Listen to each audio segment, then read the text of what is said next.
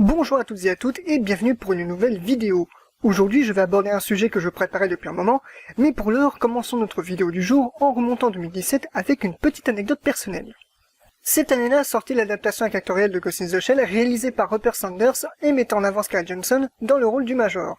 La sortie du film a permis de redonner un engouement et un intérêt pour le film d'animation Ghost in the Shell de 1995.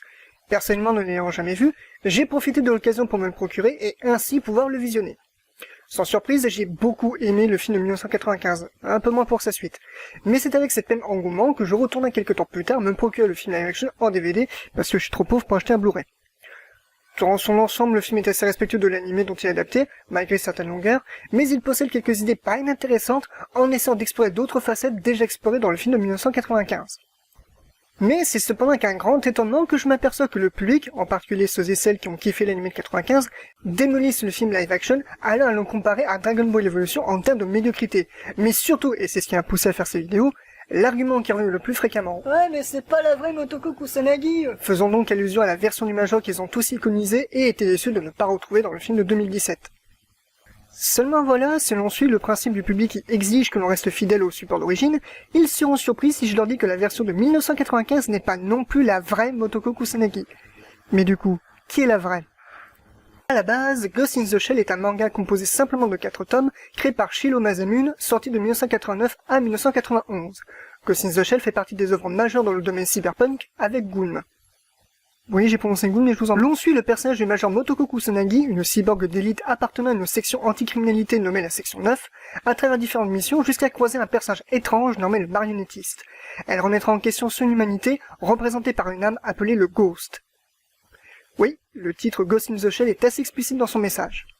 La différence principale est dans le style graphique très années 90, semi-réaliste, mais également Motoko. Dans sa première apparition, elle apparaît expressive, arrogante, blagueuse, dotée d'une certaine sensualité, insulte son supérieur, se bourre la gueule et a des relations amoureuses, mais également sexuelles avec différentes personnes, hommes ou femmes. Elle est dans le ton les archétypes de personnages japonais de cette ère, mais ne transcende pas vraiment dans sa personnalité un peu déjà vue.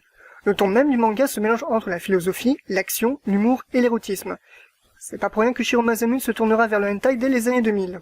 Alors par contre, si j'aime beaucoup le style graphique des 2 premiers tomes... C'est quoi ces 3D dégueulasses dès le tome 3? Ah, c'est dégueulasse! Déjà, avec ce que nous venons de voir, nous pouvons estimer, puisque le manga est le premier support où apparaît Motoko, que cette version est forcément la vraie Motoko Kusanagi.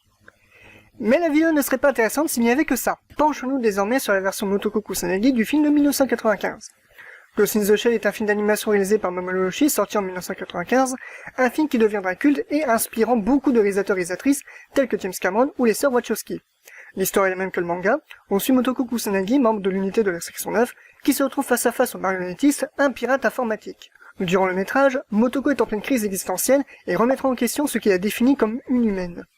La première constatation que nous pouvons observer est le changement de style graphique, se rapprochant à quelque chose de plus réaliste, mais également le comportement de Motoko. Ici, elle est froide, inexpressive. Même l'alcool ne lui fait rien, elle n'a aucune relation amoureuse, sexuelle ou autre. D'ailleurs, l'avez-vous remarqué, mais elle ne cligne jamais des yeux tout le long du film. C'est une cyborg qui obéit aux ordres et c'est tout. Jusqu'à cette étrange remise en question, bien sûr. Pourtant, si on applique les exigences du public de respecter la vraie Motoko Kusanagi, on devrait arriver à la conclusion que la Motoko Kusanagi que nous voyons n'est pas la vraie et le film devait être aussi médiocre que Twinkle Nora Rock Me.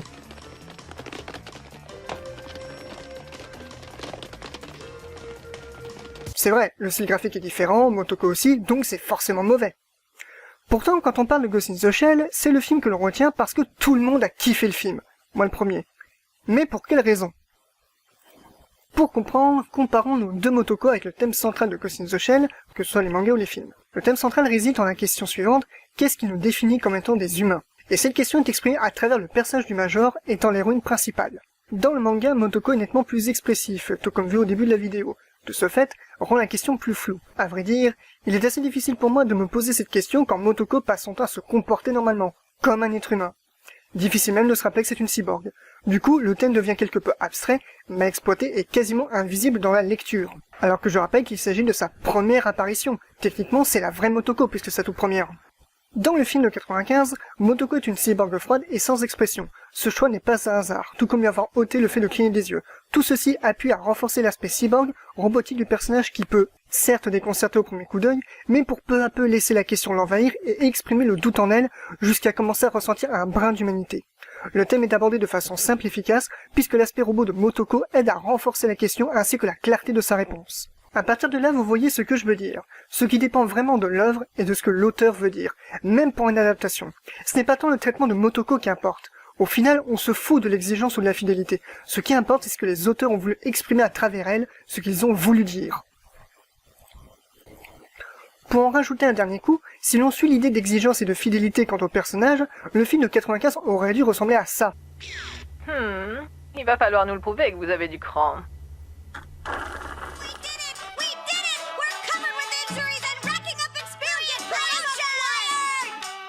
Un film qui reste fidèle au support de base, ni plus ni moins, mais vous voyez bien que le thème principal est mal exploité de par le ton comique et érotique d'origine. Si le film de 95 a opéré des changements, c'est parce que Mamoru Oshii voyait que c'était nécessaire pour la compréhension du thème abordé. Pourtant, personne n'a dit que la Motoko du film n'était pas la vraie.